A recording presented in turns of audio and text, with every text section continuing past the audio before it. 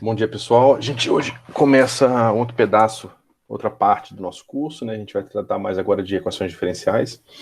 A gente começa hoje com equações diferenciais ordinárias. A gente vai falar um pouco delas em ordem qualquer, equações diferenciais ordinárias lineares. E depois a gente vai restringir mais ao caso de segunda ordem, porque eu acho que, uma vez que você entende como resolver segunda ordem, você consegue resolver qualquer ordem, né? Não tem grandes surpresas a partir daí. Os dois livros que a gente está adotando têm esse material, tá? Mas eu prefiro a explicação que tem no livro do Bender e Orszag. Mas vocês podem seguir pelo Afkin também, tá? Eu passei as sessões de cada um dos dois livros na atividade da semana. Então, vou começar aqui com uma pequena explicação, né? Vou fazer uma aula expositiva sobre o assunto. E aí a gente pode discutir as dúvidas de vocês, caso vocês já tenham alguma.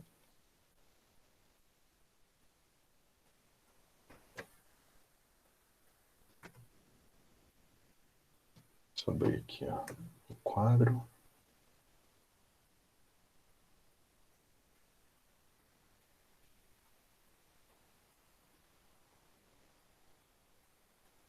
Professor, esses livros eles estão no material que você colocou no começo lá do curso, no Classroom?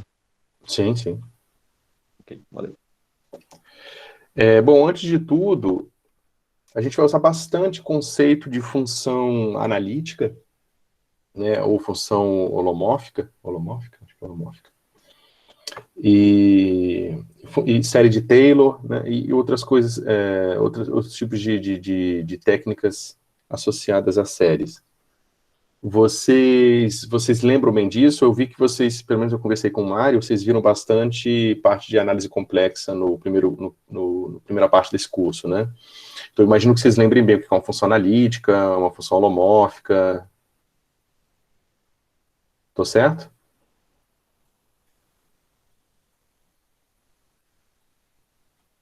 Eu não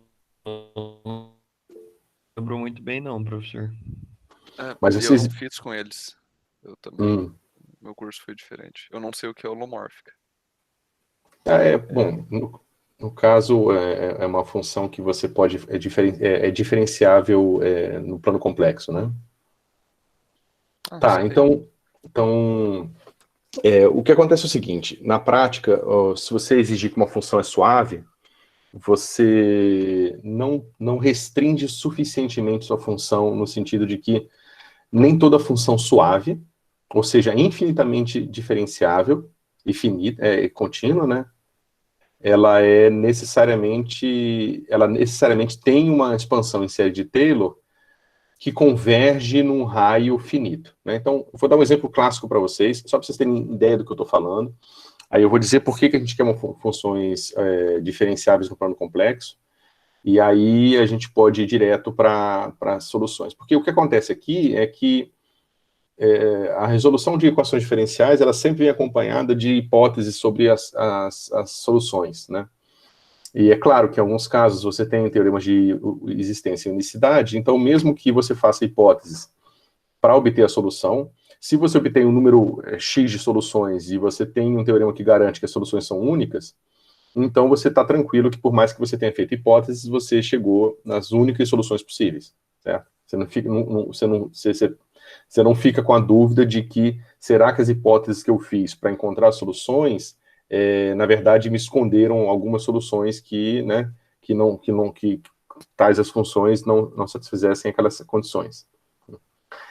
Então, bom, o exemplo clássico é essa função aqui.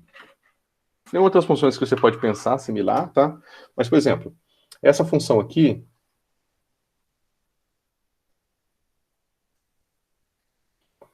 vocês acham que ela é diferenciável em zero?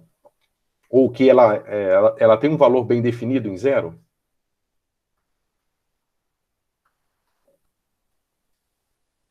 Né? Pode falar. Não. Pode continuar, pode continuar. Então, se você calcular isso aqui, ó,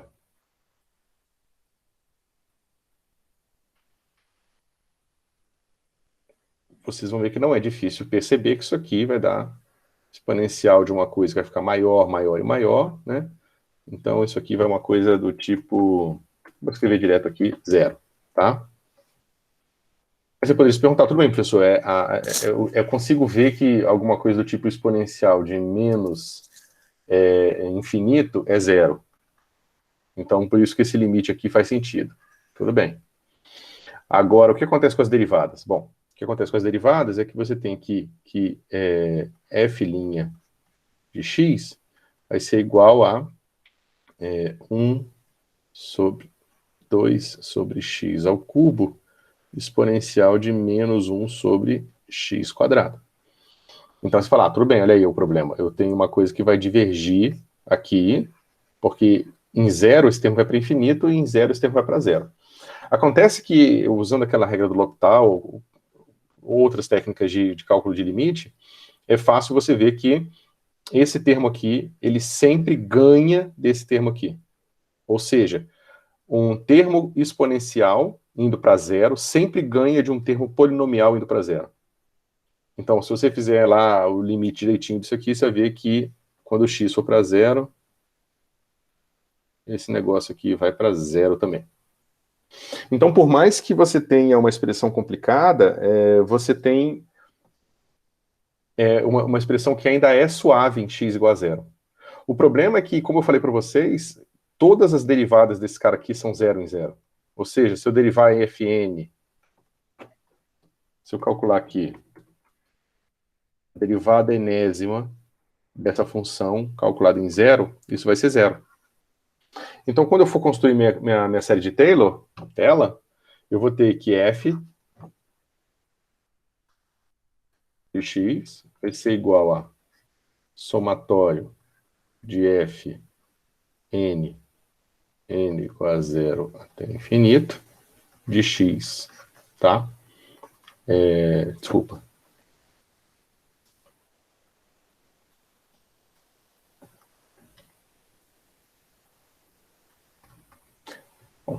Então, quando você escrever a série de Taylor dessa função, todos esses termos aqui, ó, vão ser igual a zero. Então, a série de Taylor é simplesmente zero. Ou seja, essa série de Taylor da função, ela só converge para o valor da função para o próprio zero. Ou seja, se você pegar um x igual a epsilon bem pequeno, esse cara aqui, por menor que seja o seu epsilon, essa série aqui, ela vai representar o valor errado, ou seja, ela não converge para o valor certo da função. Tá? Então, você vê que não adianta exigir que a função seja suave, porque essa função é suave. Ou seja, ela é infinitamente diferenciável, tá? Ela é contínua, você pode ver que ela é contínua, passando por zero, tá? Mas mesmo assim, exigir que ela é suave não é suficiente para exigir que ela tenha uma expansão em série. E por que a expansão em série é importante? Porque ela é a ferramenta base para a construção de soluções de equações diferenciais ordinárias, tá? Então, aqui a gente vai querer restringir para um grupo de funções que tenha essa série de Taylor, pelo menos no intervalo, que tenha uma série de Taylor convergente, né, pelo menos no intervalo finito. Tá? Então, quando você exige que essa função aqui seja diferenciável no plano complexo, aí você troca esse cara para um z aqui, aí é fácil ver que isso aqui vai ser o quê? Exponencial de menos 1 sobre z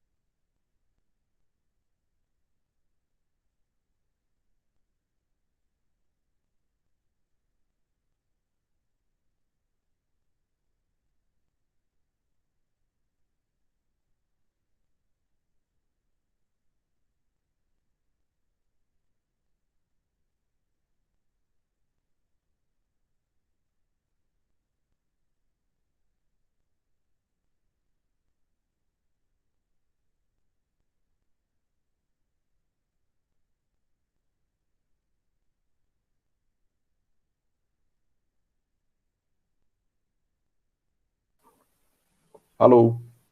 Eu caí faz tempo? Opa, faz um tempo, hein? Nossa. Não tem problema. Cara, aconteceu a mesma coisa ontem, minha internet tá flutuando e. Putz, merda. É, a última coisa. Professor, Oi, pode falar. você começou a escrever logo depois de ter escrito a expansão em. Na hora que você fez a Você tá substituição em falando Z, da professor, parte assim que você complexa. trocou o X por Z, caiu. Ah, tá ok. Beleza. Obrigado.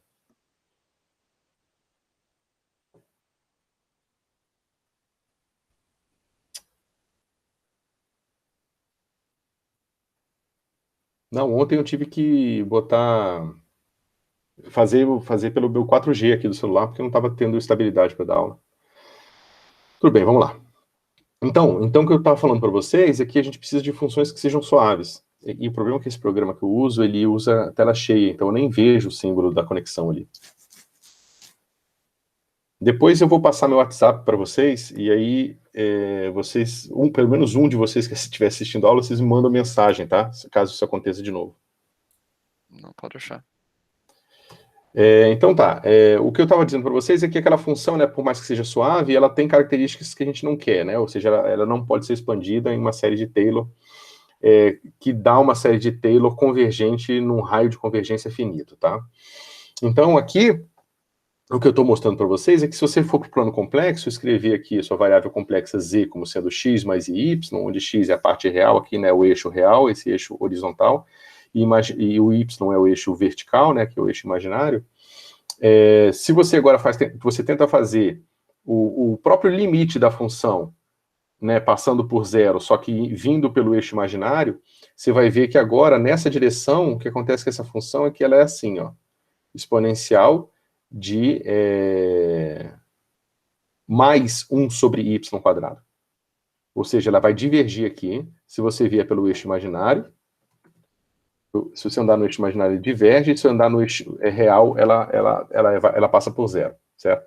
Então, é como se, ao olhar a função do ponto de vista só de uma variável, a gente não estivesse vendo que ela tem esse infinito que toca o zero pelo eixo imaginário, né?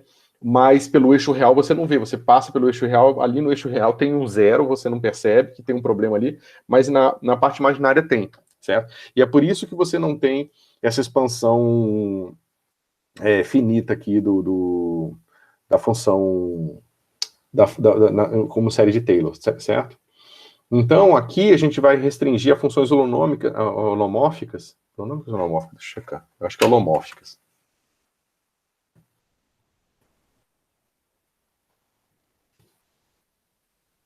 Holomórfica. Isso. Então, as funções holomórficas, elas têm essa derivada complexa, tá? Ou seja, você faz essa derivada aqui, e ela está bem definida, independente da direção que você se aproxime desse zero aqui, tá? Ou seja, independente da forma que você se aproxima do número complexo onde você está calculando a derivada. Tá? E o interessante é que, por mais que você possa pensar, poxa, mas será que eu não tenho um problema similar em outras dimensões? Né? Ou, por exemplo, se a gente passou por uma coisa que tinha um argumento unidimensional para uma coisa que tem um argumento bidimensional, que é o plano complexo. Será que se eu fosse para uma coisa tridimensional, quadridimensional, eu não poderia ver problemas ainda outros nessa função? A resposta é não. Na verdade, por alguma razão, basta que você estude ela no plano complexo para saber se se elas têm essas propriedades boas ou não, tá? Então, se você tem essa diferenciabilidade num ponto, no plano complexo, você mostra que você sempre tem uma série de Taylor que converge dentro de um disco finito, tá? Em torno do ponto que você está calculando, que você calculou a derivada, tá? Isso tá tranquilo para vocês, pessoal? Professor, eu fiquei meio confuso. Desculpa, mas você poderia repetir de novo essa parte? Eu não entendi o porquê do imaginário, qual é o problema no imaginário. Você entendeu que a função ela é suave se você pensar nela simplesmente como uma função dos reais. Ou seja, se você pensar na função dos reais, é uma função que eu posso plotá-la para vocês.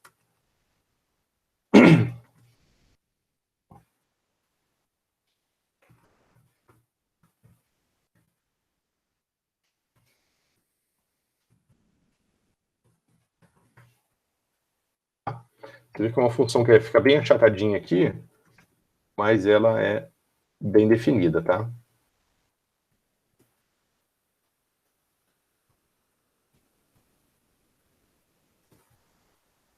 Ela passa por 0, então eu não posso tirar um log dela. Então, mais um aqui, só para...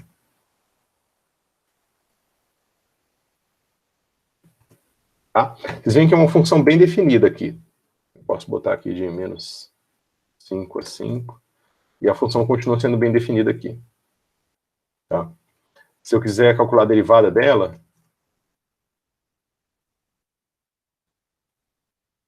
você vai ver que a mesma coisa acontece. Derivei 3 vezes, só que aí o matemático não vai saber fazer. Deixa eu ver.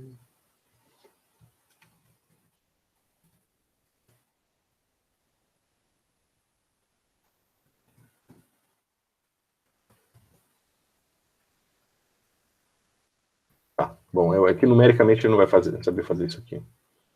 Mas acredita em mim, a derivada é bem definida. Ó. Tá? Professor, você está mencionando várias vezes que essa função é uma função suave bem definida, só que ela não está definida no ponto zero. Ou eu estou enxergando ou eu estou vendo errado.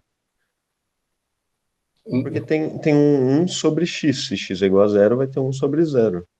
Isso. Então ela não é bem definida. É?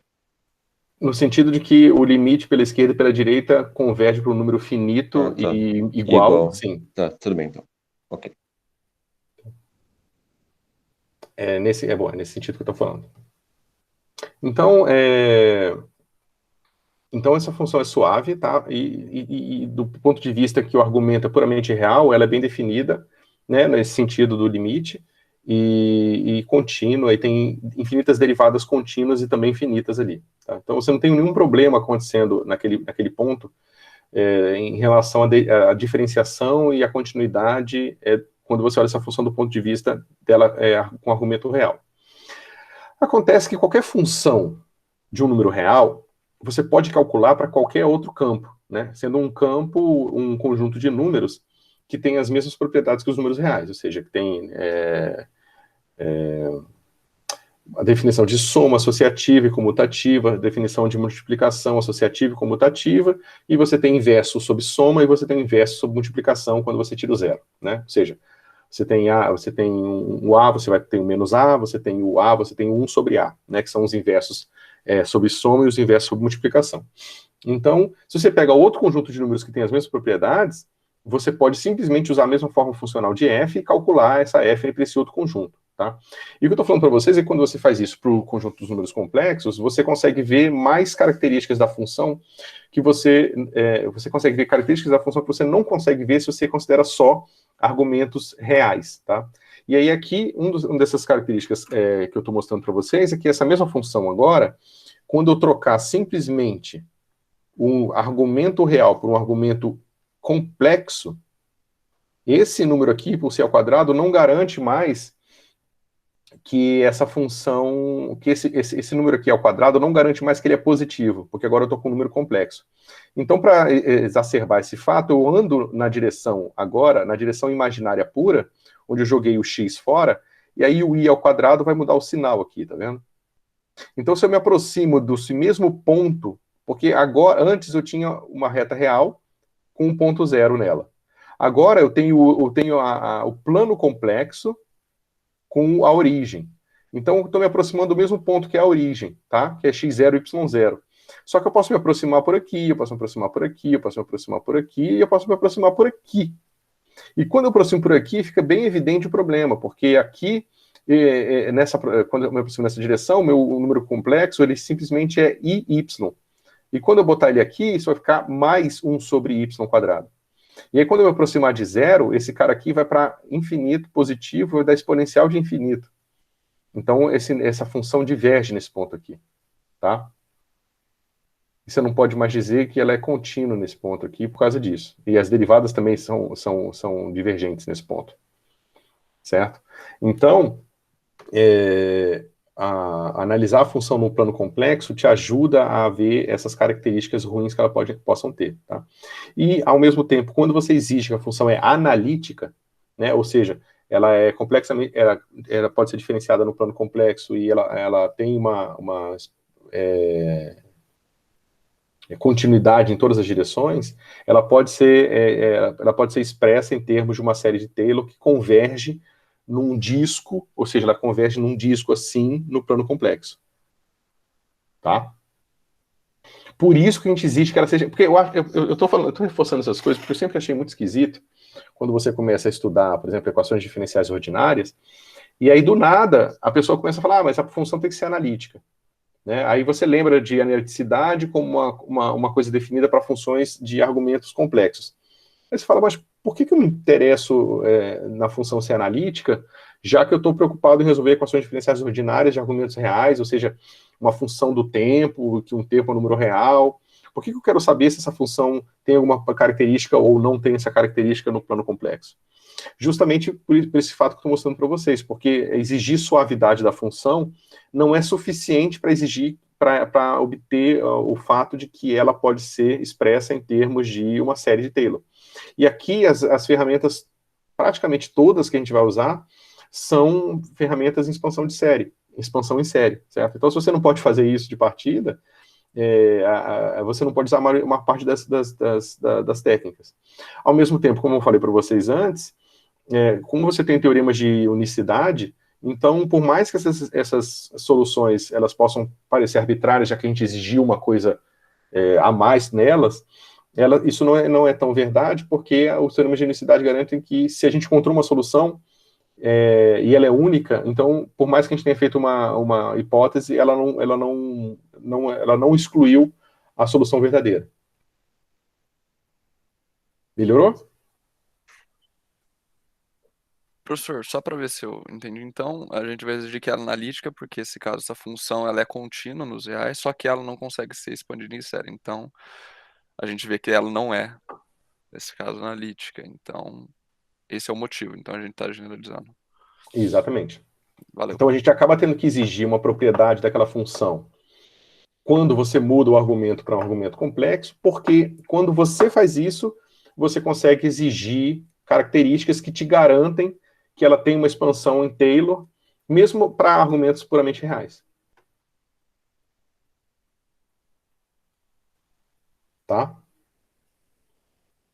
Saquei. Obrigadão. Sem problema.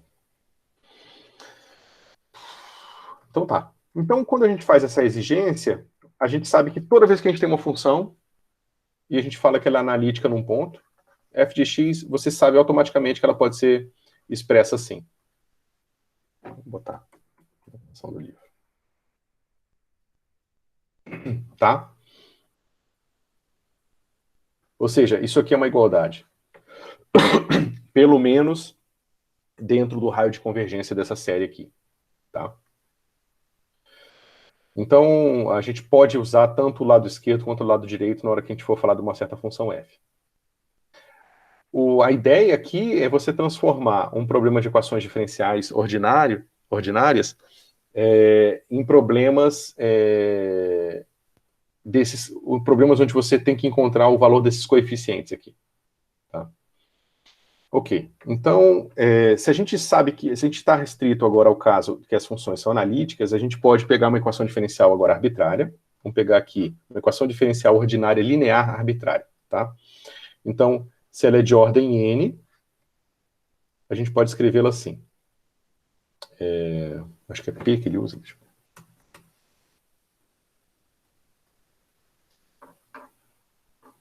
ver. É P.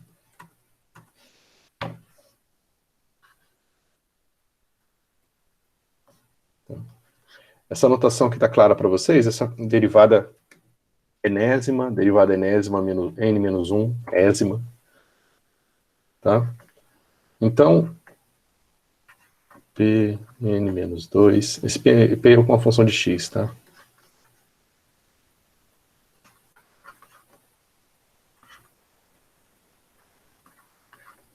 E assim por diante, tá, pessoal? Até você ter um certo P0, Y derivado zero vezes, ou seja, só... Deixa eu botar o argumento aqui.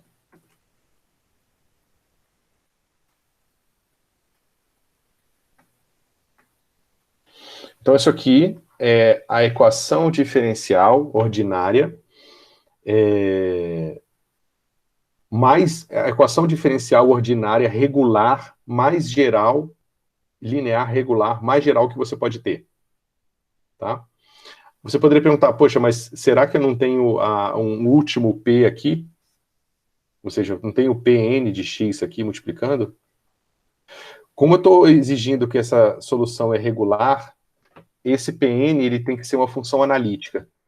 Se ele é uma função analítica, ele tem que ser uma função analítica que não tenha zeros, tá? Se não é uma função analítica que não tem zeros, então eu posso simplesmente dividir toda essa equação por Pn de x, tá? E redefinir esses Pns aqui. Então, eu já faço direto a expressão sem esse cara, tá?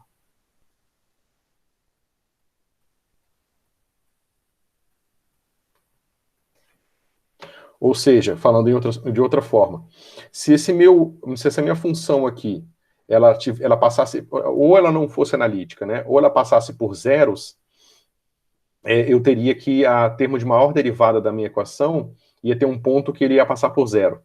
E aí esses pontos são singulares e a gente precisa tratar eles com cuidado. E aí a gente vai classificá-los. Mas primeiro a gente vai começar no caso onde esses pontos não existem, ou seja, essa função aqui ela não tem zeros. Então, quando essa função não tem zeros, a gente tem aqui que todos os pontos dessa equação diferencial são regulares, tá? Aqui a gente está exigindo novamente que o nosso y é uma função analítica e que todos esses p's, n-1 até o p0 são funções analíticas, tá? Nesse caso em que o y é analítico e todos esses coeficientes são dados por funções analíticas, a gente pode encontrar uma solução em série de Taylor para essa equação. Isso está ok para vocês? Sim. Então, vocês já viram isso? A gente viu essa discussão sobre as funções analíticas e holomórficas, mas não isso em específico, eu acho, de EDO. Ah, tá. Vocês não viram essa técnica de resolução, né? Eu não me lembro. Não vou dizer que não vimos. Eu não me lembro. Tá. Não, é porque tá na ementa do curso e é justamente a parte agora, né? Tanto com série de Taylor, que eu achei um pouco estranho, porque geralmente série de Taylor já é visto antes. O que normalmente se dá é só a parte de técnica de Frobenius, né? Série de Frobenius. Mas aqui, como tá na ementa o Taylor e Frobenius, eu vou rodar Taylor e Frobenius. Então, pessoal, se vocês já tiverem visto, me avisem, só porque aí eu mudo o passo aqui, tá? Então, nesse caso, a gente pode resolver a equação. Eu vou resolver um caso específico aqui, super simples, tá? Em que você tem essa equação aqui.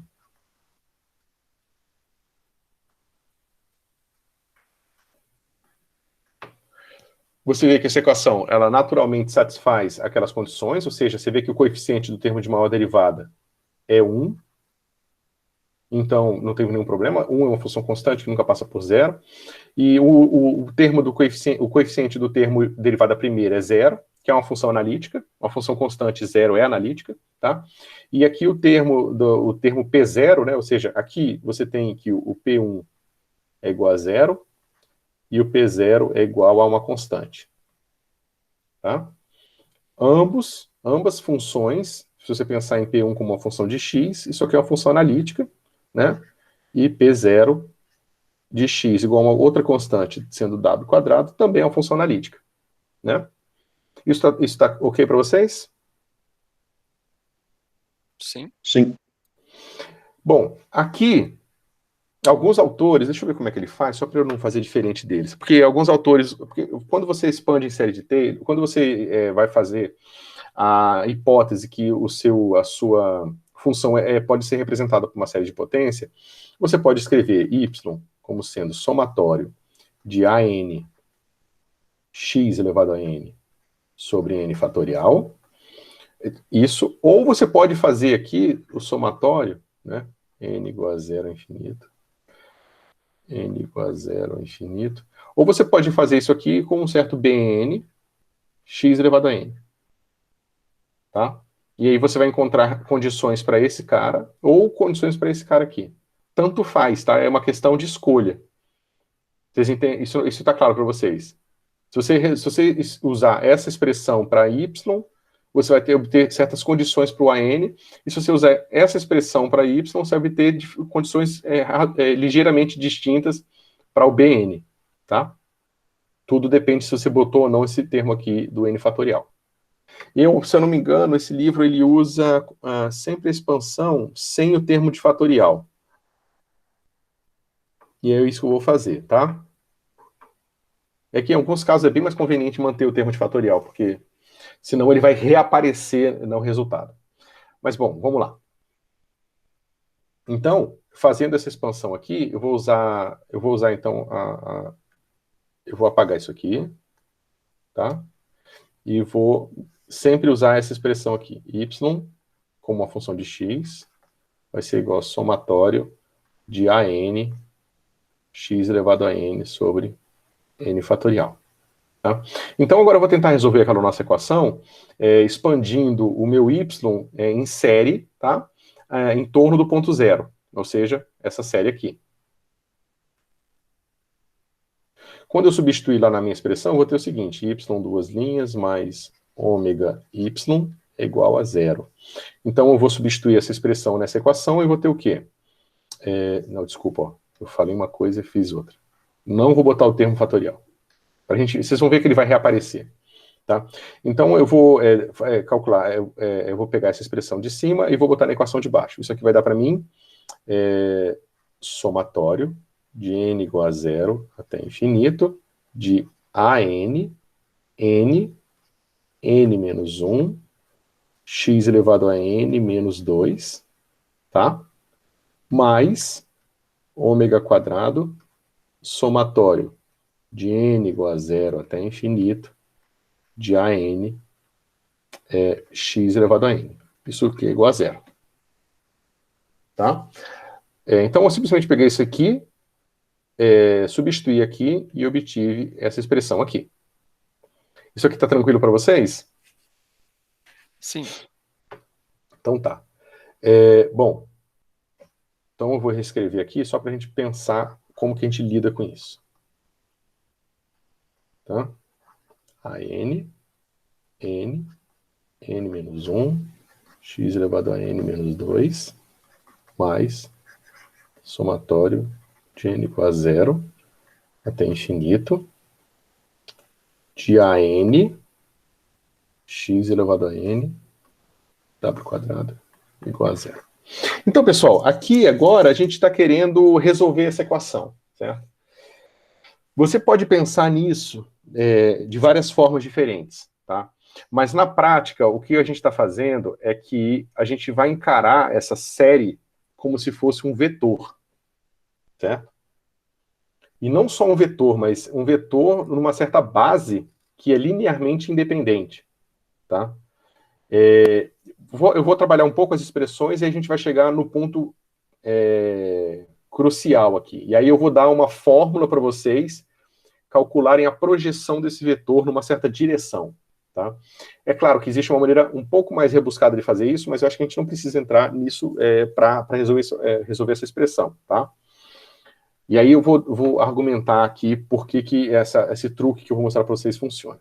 Bom, então, esse truque, ele vem do fato de que cada polinômio, ou seja, cada termo do polinômio aqui, ele é, de certa forma, linearmente independente do outro, tá? No lato sensu. Então, eu quero saber quem são os coeficientes de cada polinômio, de cada termo de potência de x. Tá? Desculpa, polinômio não é uma boa palavra. Cada potência de x.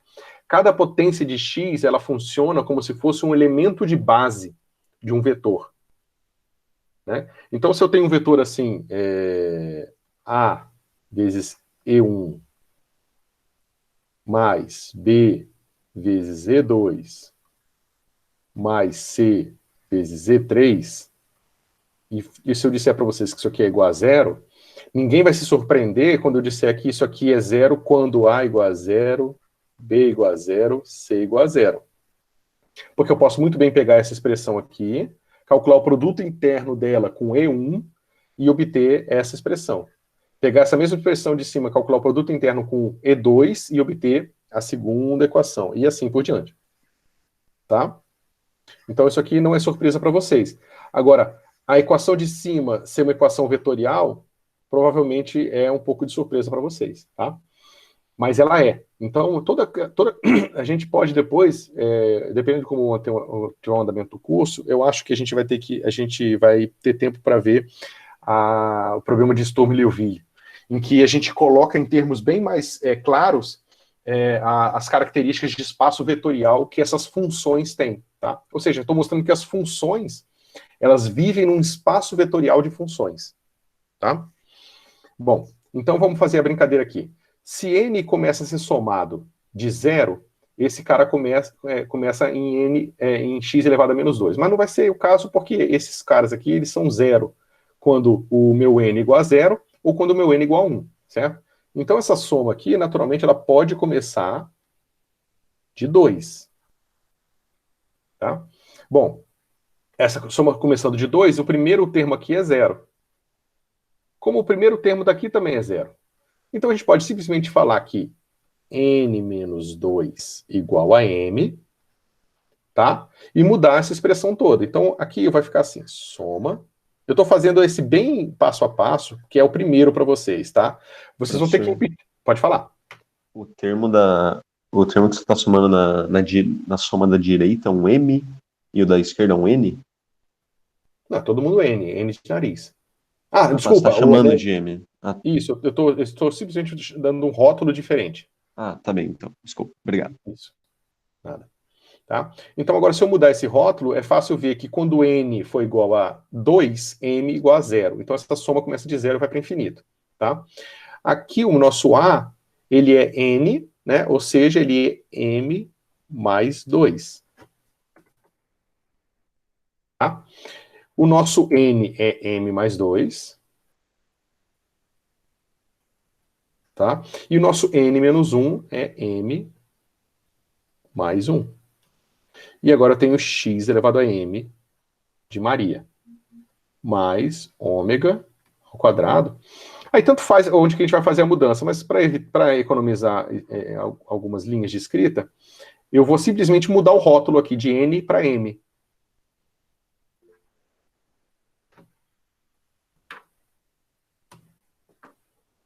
Oi? Não. Não caí.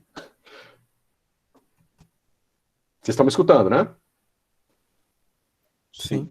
Sim.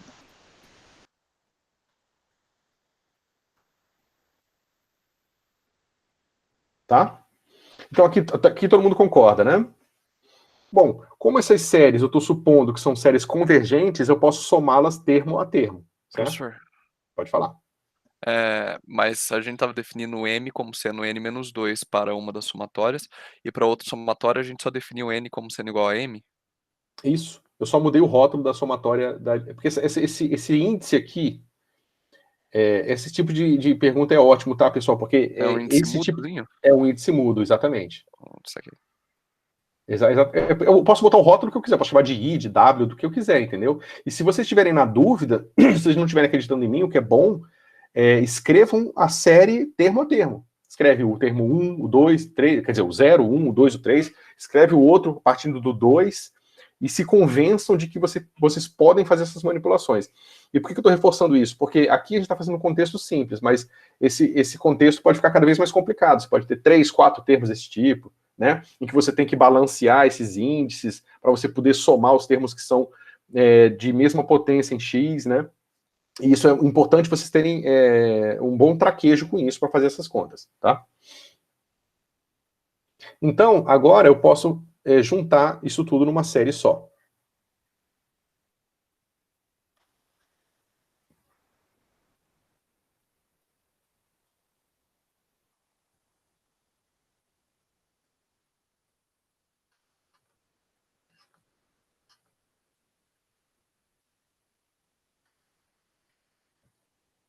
Aqui a gente tem.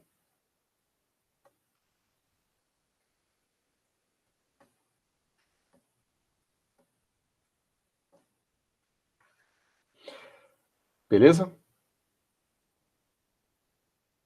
Certo. Então a gente tem o seguinte problema para resolver. Eu vou chamar aquele coeficiente todo lá de WM, tá? Ou seja, WM vai ser igual a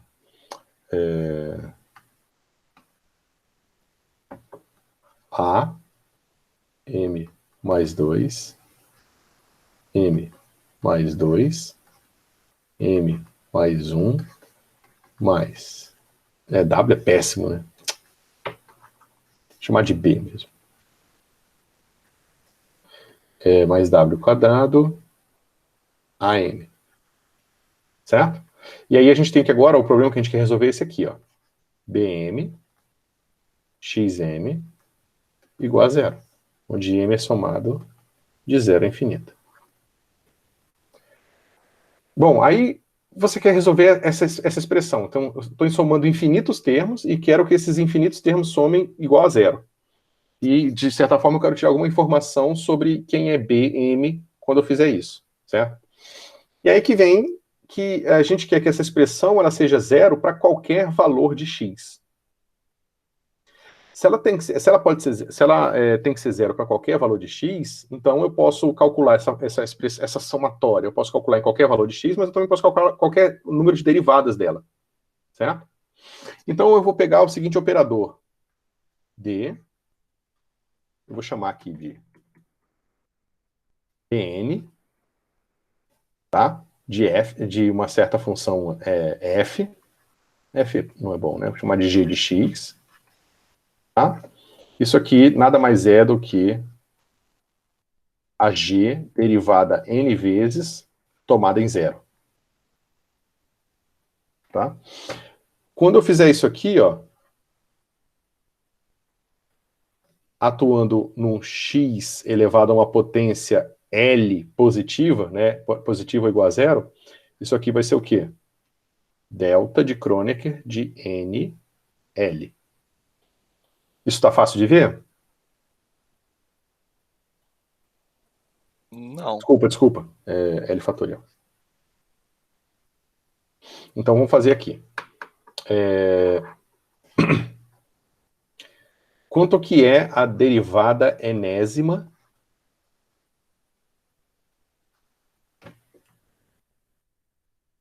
de x elevado a L?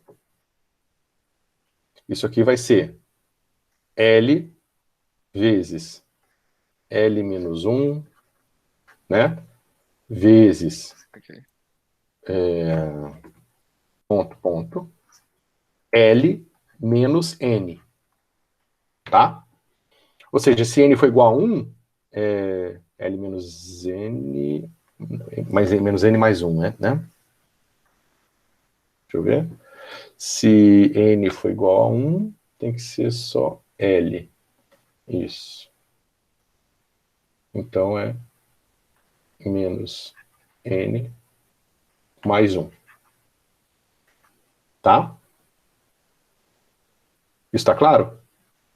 Entendi. Deu delta CL do XL. X, L menos N.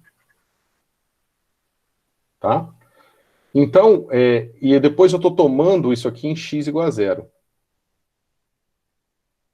Eu estou tomando essa expressão em x igual a zero. Tá? Então, o que acontece? Que essa expressão ela só vai... Se o meu...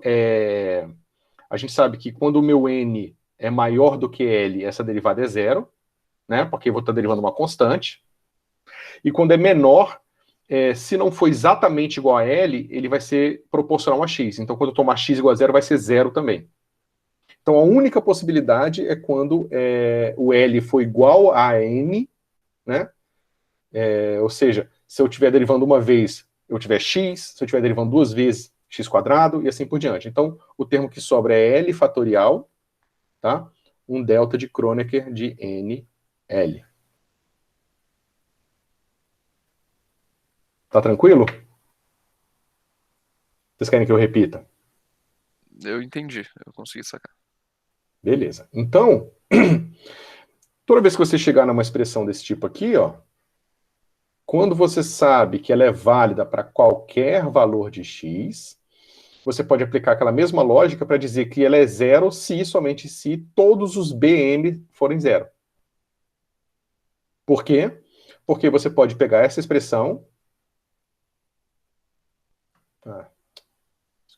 não queria que eu fizesse. Pronto. Você pode pegar essa expressão aqui e aplicar esse cara aqui, ó. DL aplicado naquele somatório.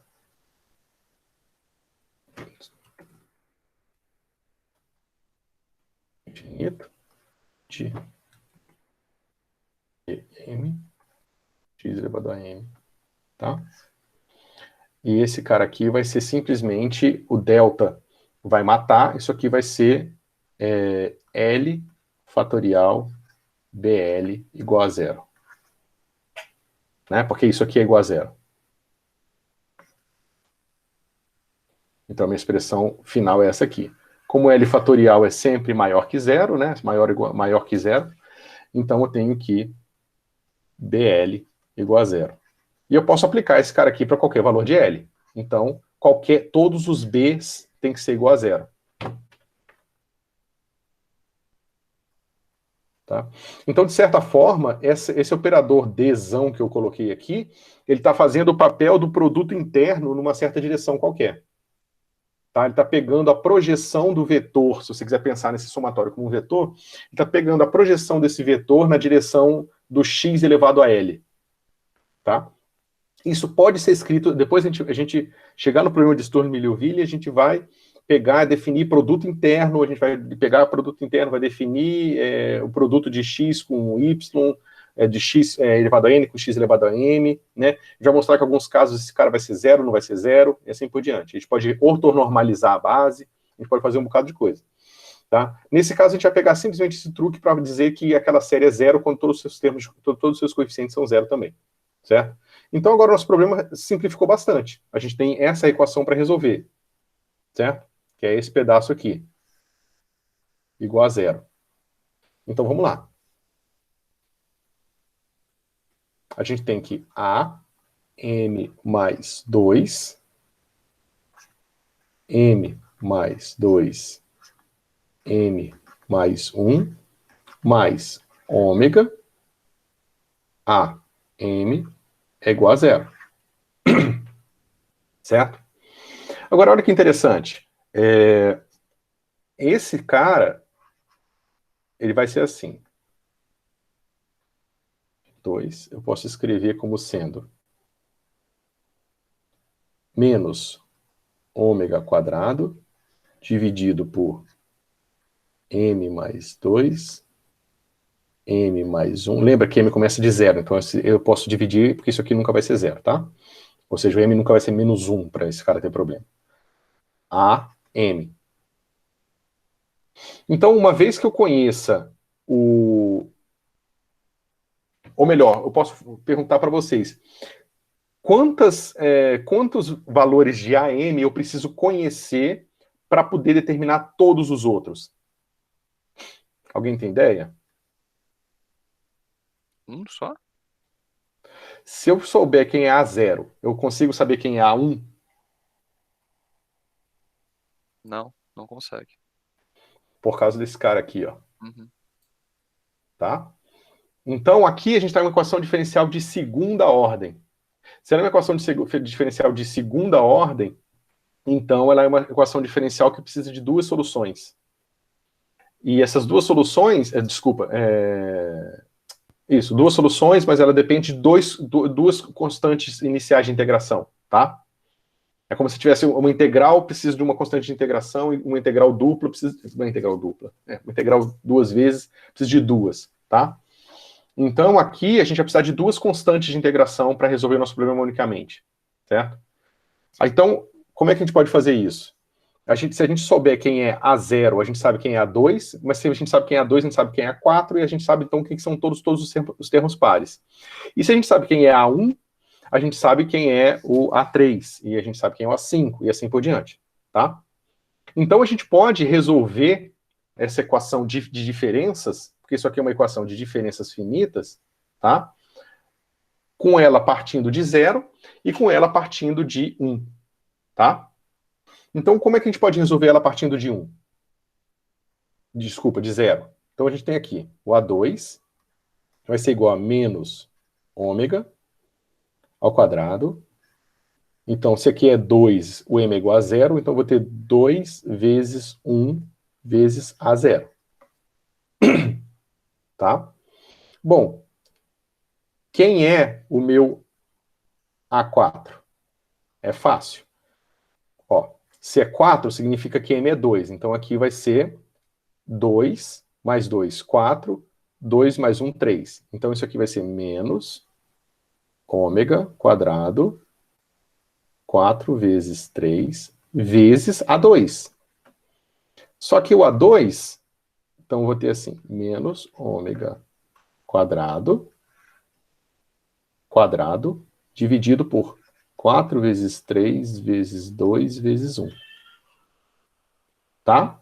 E aí você pode seguir isso, ou você pode fazer, como é que se diz? Você pode fazer termo a termo, para você ter um feeling do que está acontecendo, ou você pode tentar fazer direto com o M, tá?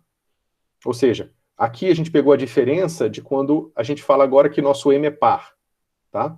E aí é fácil ver que quando você for compondo essa expressão, substituindo aqui o M menos 2, né? Depois o M menos 4, e assim por diante, até chegar ao A0, você vai ter que o A... Eu acho que é melhor fazer explicitamente para vocês. Então, vamos supor que a gente tem a seguinte expressão. Deixa eu ver qual é a melhor forma de fazer isso. Tá. Eu quero pegar o A2L. Tá? O A2L, como é que a gente pode escrever? A2L vai ser igual a menos ômega quadrado, tá? Dividido por 2L. 2L menos 2. 2L menos 1. Alguma dúvida em relação ao que eu acabei de fazer?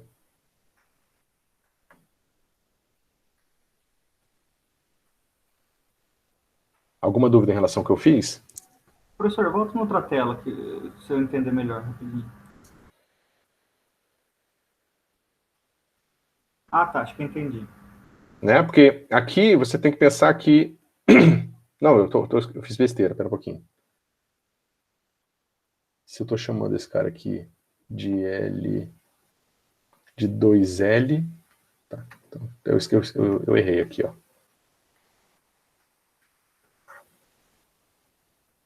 Aqui é 2L e aqui é... Obrigado. 2L menos 1. Tá? Porque aqui M mais 2 é igual a 2L. Tá? Então M mais 2 igual a 2L e M mais 1 é igual a M mais 2 menos 1. Ou seja, 2L menos 1. Tá? Tá ok aqui, pessoal? Sim. Sim. Então tá. Eu posso fazer o que Professor, agora? Pode falar. O termo do ômega ao quadrado não deveria estar elevado a alguma parada relacionada a 2L? Não, porque aqui é simplesmente a relação, uma vez a relação, tá? Ó, eu estou simplesmente diminuindo 2 aqui, de M mais 2 para N. Ou no caso de 2L para 2, que multiplica L menos 1. Tá. E tem um ômega escondido ali no A2L menos 1. Tem vários ômegas ali, dependendo do valor de L, exatamente. Então, entendi. Valeu. Então aqui a gente pode continuar. A2L vai ser igual a menos ômega ao quadrado. Aí vai ser 2L menos 1. E eu vou reaplicar essa expressão agora substituindo esse cara aqui. Tá? Então vai ficar 2L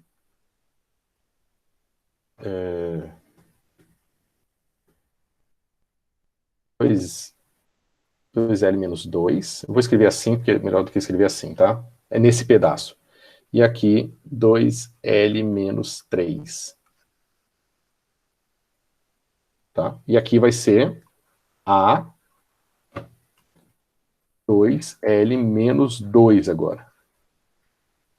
tá? Olha aqui, esse 2 que está aparecendo aqui, ó, ele está coincidindo com esse 2 aqui. Se eu fizer isso mais uma vez, eu vou ter A2L vai ser igual a menos ômega quadrado elevado ao cubo. E aqui eu vou ter 2L, 2L menos 1, 2L menos 2, tá? 2L menos 3, 2L menos 4 e 2L menos 5. E aqui agora eu vou ter A2L menos 3. Tá? E eu preciso fazer isso até... Eu estou mostrando só como a gente faz para identificar, tá vendo? Porque aqui esse índice ele vai ter um comportamento diferente desse cara aqui de baixo, do denominador, tá? Ele vai coincidir com esse termo aqui. Então, naturalmente, se eu fizer isso L vezes, eu vou ter que o A2L vai ser proporcional a menos ômega ao quadrado elevado a L, tá? E aqui embaixo eu vou ter 2L fatorial. Ou seja, isso mostra pra gente que A 2L vai ser igual a menos ômega quadrado elevado a L dividido por 2L fatorial. Tá? A0.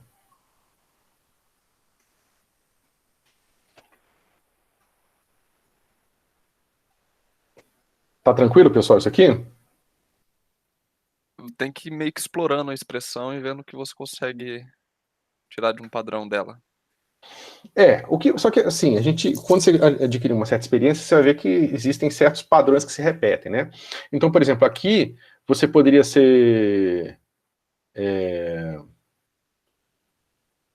você poderia tentar adivinhar alguma coisa e pensar já no seguinte, por exemplo, 1 sobre 2L menos 1, isso aqui está com cara de uma coisa que é o seguinte, 2L fatorial, e aqui você tem o quê? 2L menos 2 fatorial. Concorda?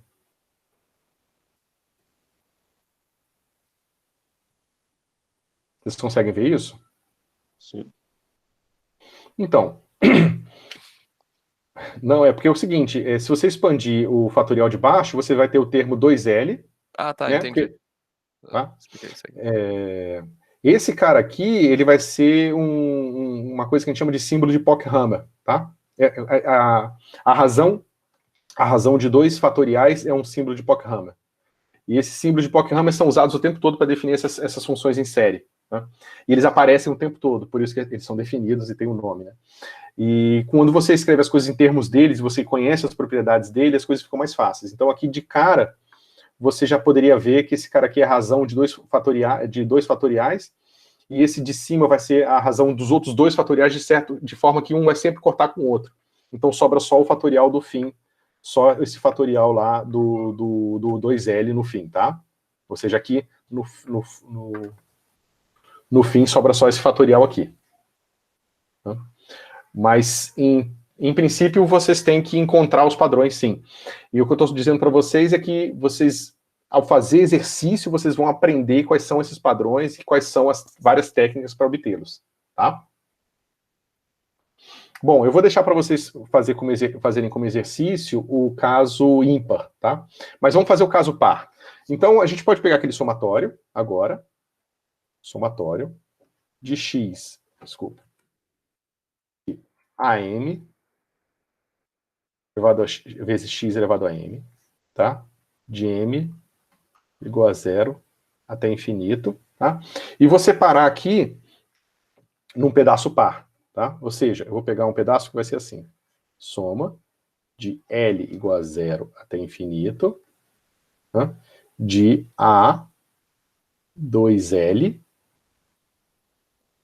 x elevado a 2L, mais um somatório de L chamar de n de novo, tá?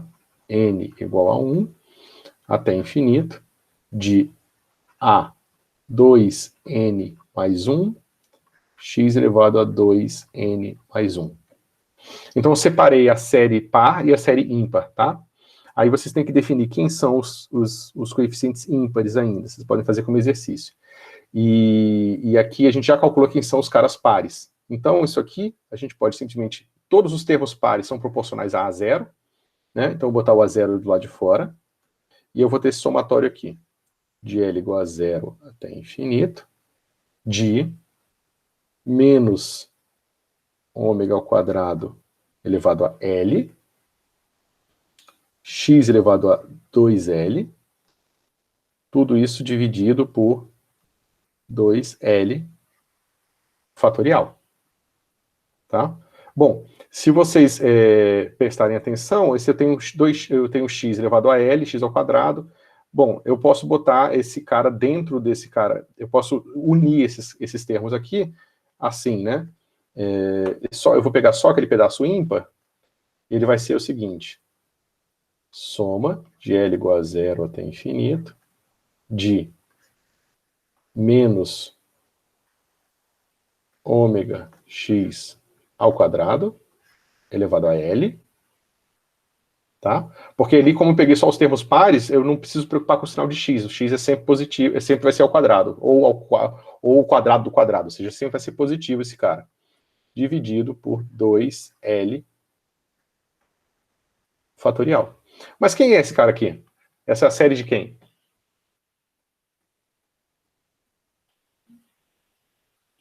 Cosseno. Isso. E aí é outra coisa que vocês vão ter que saber mais ou menos bem, as expansões em série das funções trigonométricas, funções exponenciais, funções hiperbólicas, esse tipo de coisa, tá? Saber essas coisas de cabeça é razoavelmente útil e importante aqui, tá?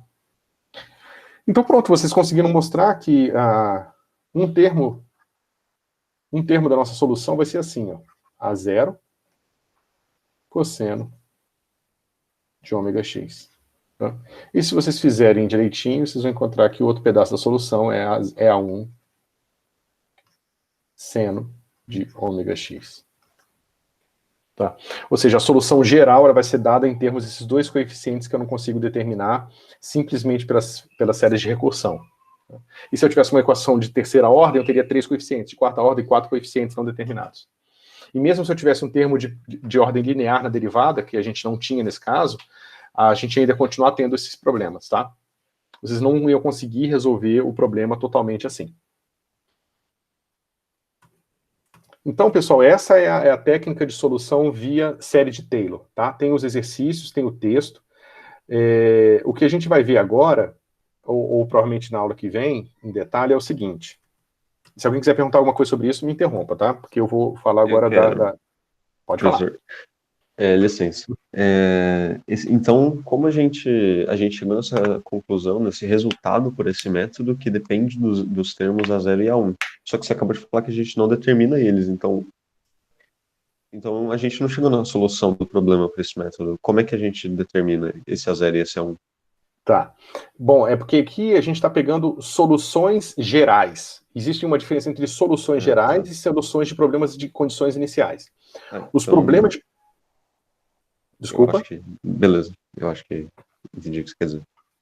Tá, justamente, porque quando a gente fala de unicidade quando a gente está falando de problema de condições iniciais. Ou seja, quando você tem não só o problema, não só a equação diferencial, mas as condições iniciais. Ou seja, você fala que ela satisfaz a equação diferencial e que y de 0 igual a 5 e y' de 0 igual a 3. Aí sim, essas duas equações adicionais, elas servem justamente para fixar a 0 e a 1.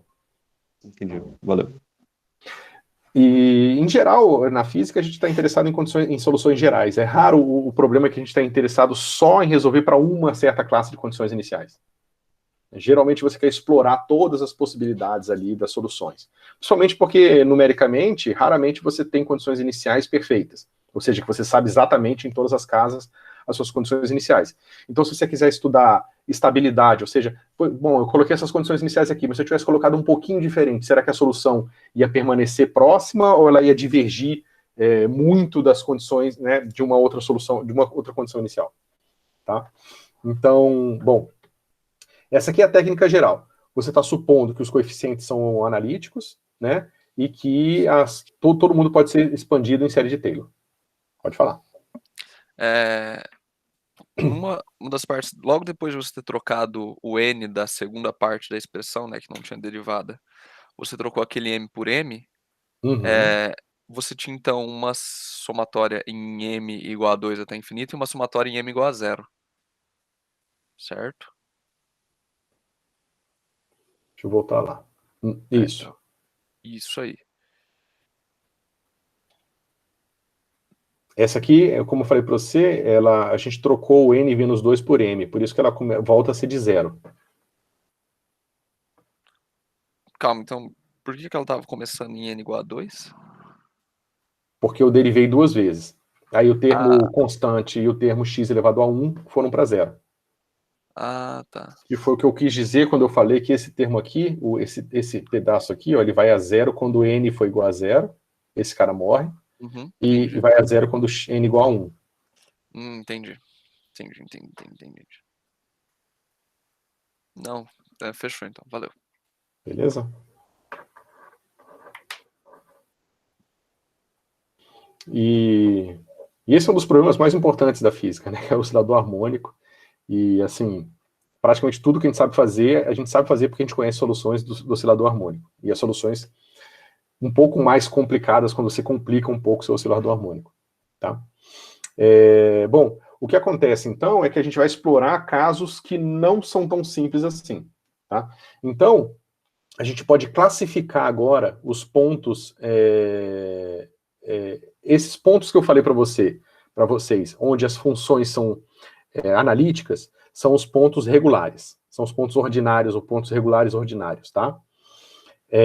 Se eu tiver aqui esse meu coeficiente aqui, P, né, P1, P2, P0, se eles divergirem em um ponto, mesmo assim a gente tem uma técnica que consegue encontrar um conjunto completo de soluções, certo? Isso é importante. Mesmo que os meus P's possam ser divergentes em um ponto, ou mais de um ponto, existem técnicas para a gente encontrar soluções, um conjunto completo de soluções linearmente independentes da equação 3-1-1. Tá? E é isso que a gente vai explorar. Primeiro a gente vai entender quais são os tipos de pontos singulares que a gente tem. Tá? Quando os nossos pontos singulares são de tal forma que esses P's divergem, tá? Mas esses P's aqui não divergem, eu vou escrever no quadro para ficar mais fácil, então você tem que são pontos singulares regulares, ou uma singularidade removível ou não essencial, tá? São sinônimos que a gente usa. Então o que eu quero dizer com isso é o seguinte, deixa eu voltar para o quadro. Então eu tenho aquela mesma expressão lá inicial para as equações, né? Deixa eu ver se eu tinha, onde é que eu coloquei ela. Professor? Pode falar.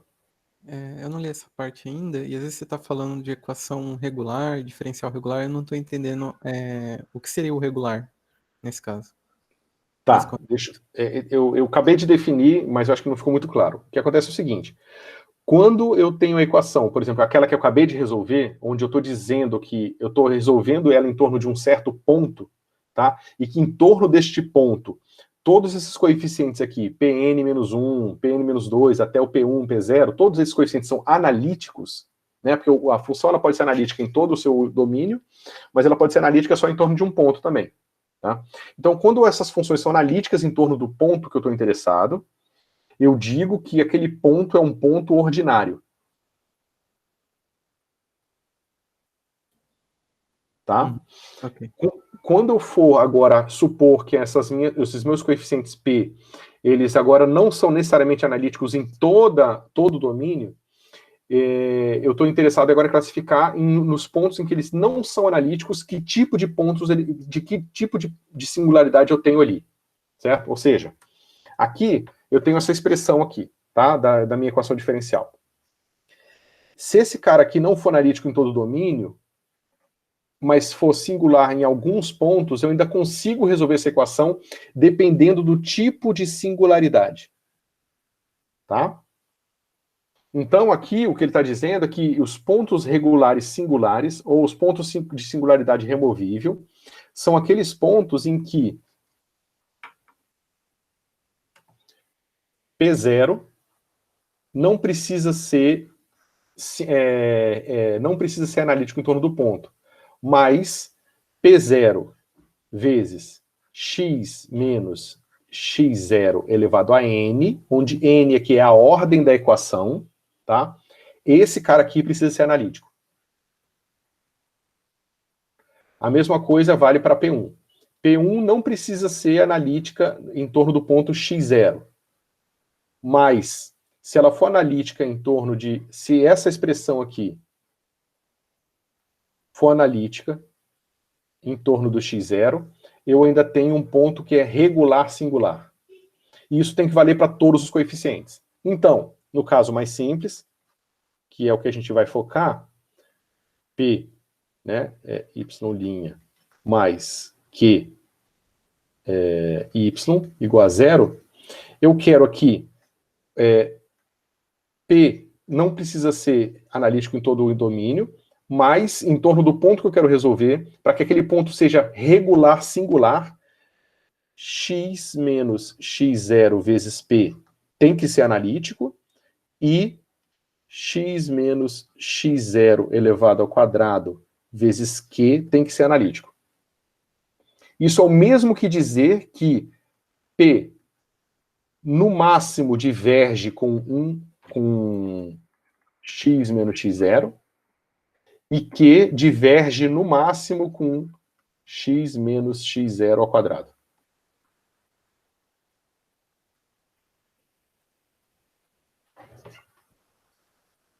Beleza? O x0 nesse contexto seria o ponto singular. Seria um ponto singular. Pode ser 0, pode ser menos 1, pode ser 3, pode ser o que for. Tá. Tá? Então, nos pontos em que P e Q são analíticos, tá? Puramente analíticos, eu digo que aquele ponto é um ponto regular. Nos pontos que P e Q são divergentes, mas no máximo divergem com ou linearmente ou quadraticamente, né, dependendo se eu estou falando do P ou do Q, nesses casos, essa singularidade é removível, é um ponto regular singular. Tá? Tá, e os pontos que a divergência é pior que essa, ou diferente dessa, eu tenho que é um ponto singular irregular. Pode falar. Ah, tudo bem. Eu ia comentar, na verdade, que, por exemplo, a função P e Q, elas são diferentes, então elas podem naturalmente ter pontos singulares diferentes. Pode. Tá. Ok. Podem sim, mas a gente tá sempre falando da solução em série de potências em torno de um certo ponto x, um ponto x0. Tá? Então, aqui a minha equação ela vai ter solução em termos de série de potência em torno do ponto x0, dependendo das características de singularidade ou não dos coeficientes P e Q em torno daquele ponto x0. Beleza. Uhum. Então, eu posso ter infinitos pontos singulares aqui. Por exemplo, se o meu... Digamos que eu tenho uma coisa do tipo P igual a 1 sobre seno.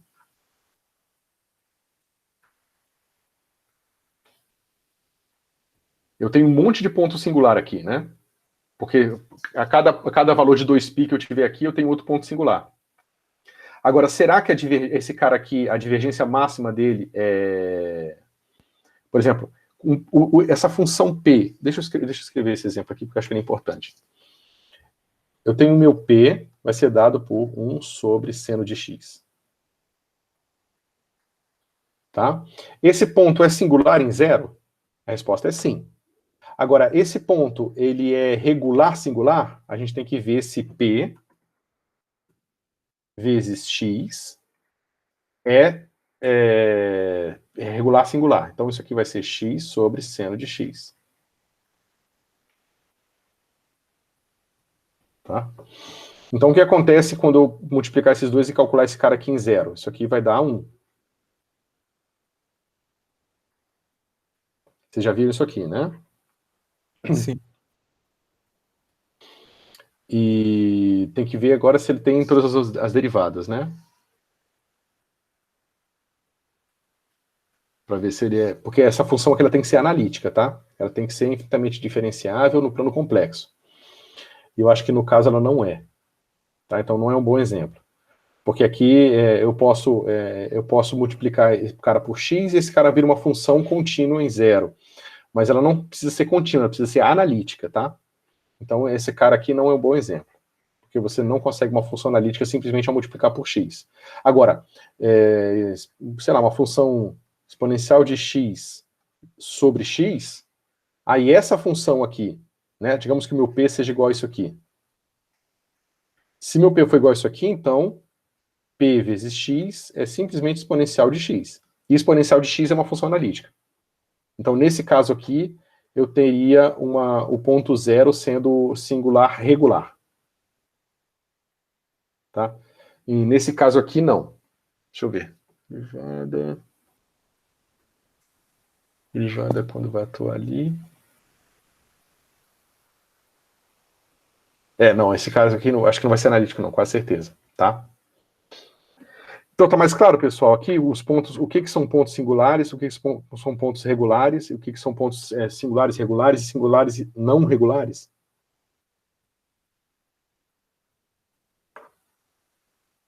Tá sim. Então, a técnica, o método de Frobenius, ele vai valer justamente quando os nossos pontos forem singulares regulares. Tá? Ou seja, como é que a gente lida com essas singularidades do tipo mais simples. Tá? E mesmo assim já é bastante complicado, tá, pessoal? E aí a gente vai ver isso na próxima aula.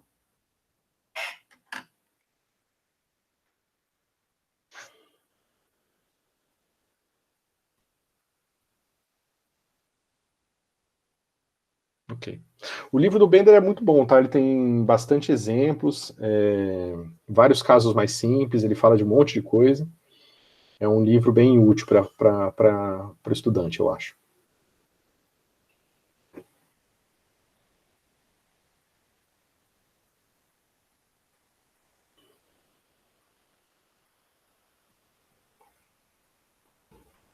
Mais alguma dúvida, pessoal? Alguma coisa que vocês queiram perguntar? Não deu muito tempo de ler ainda, mas eu imagino que quinta-feira vai ter mais coisa para discutir. Justamente, como eu não consegui passar mais cedo as coisas para vocês, eu achei que essa aula poderia ser bastante útil justamente para ela dar digamos, a partida na cabeça de vocês, e agora vocês podem ler, tendo escutado tudo que eu tinha para falar, vocês leem já com uma cabeça um pouco mais esclarecida, e aí, Certo. aí eu imagino que vocês vão ter um monte de dúvida, um monte de coisa para a gente discutir na próxima aula, inclusive para a gente já ver o método de Frobenius. Não? Ok.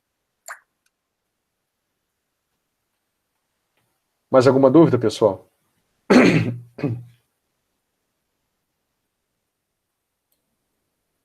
Professor, eu fiquei com uma dúvida quando eu estava lendo o material, mas que você já tinha passado semana passada, eu posso tirar? Pode, claro. É que eu não sei o que é uma base coordenada. Não sei se você já falou. E tem uma parte que ele fala disso e eu não sabia. A base coordenada é super importante porque basicamente é o que se usa o tempo todo na física, tá? Então, quando você pega o seu vetor V, né, escreve como sendo V... Não está projetando. Ah, tá. Desculpa.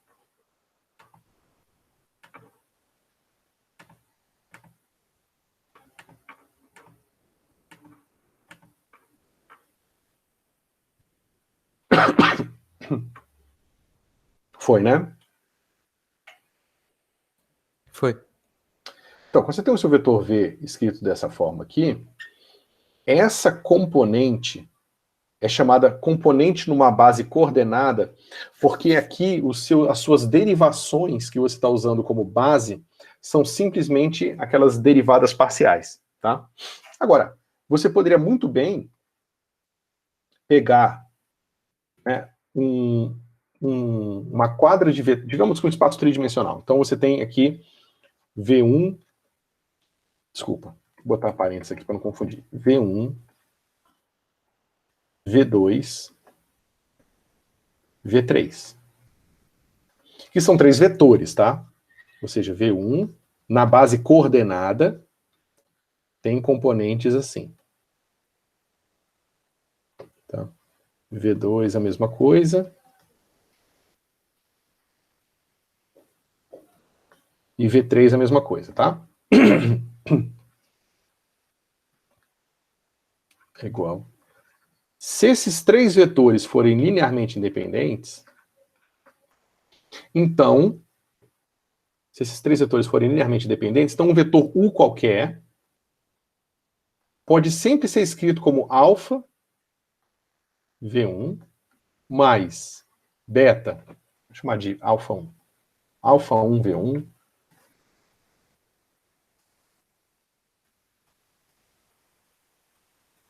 alfa 1 V1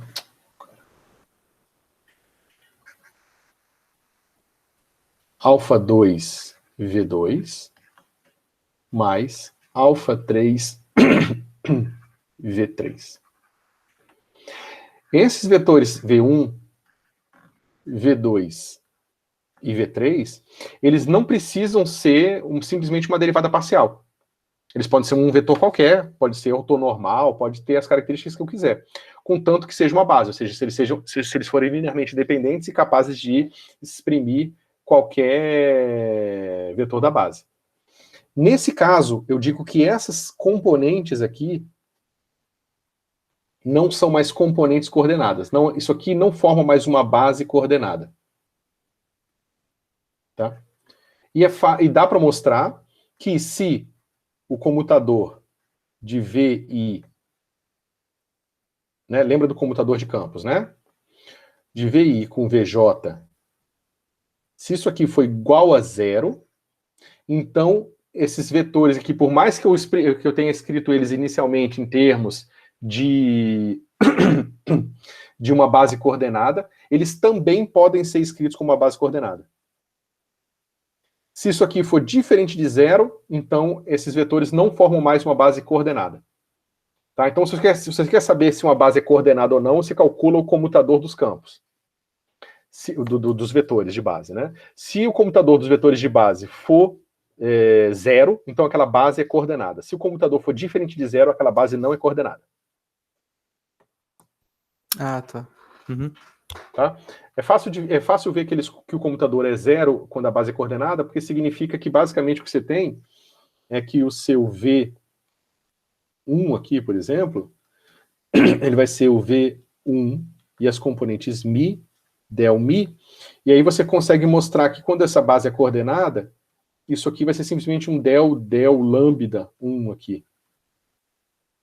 E aí isso aqui, o comutador dos campos simplesmente se reduz ao comutador de derivadas parciais. E o comutador de derivadas parciais é 0 porque a gente está supondo que essas funções são todas regulares, né? Beleza. Tá?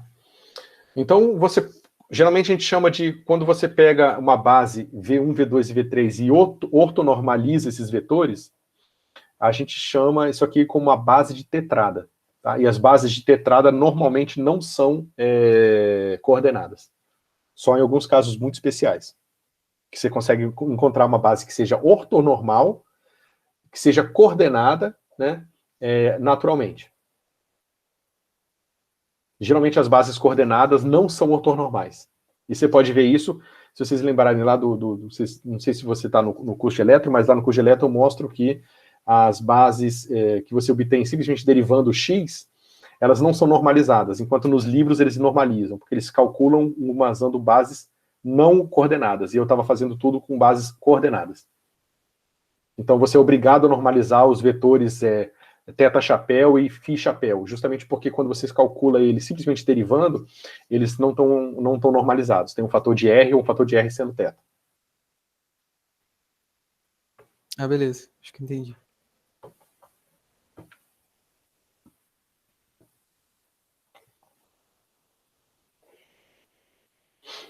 Mais alguma dúvida?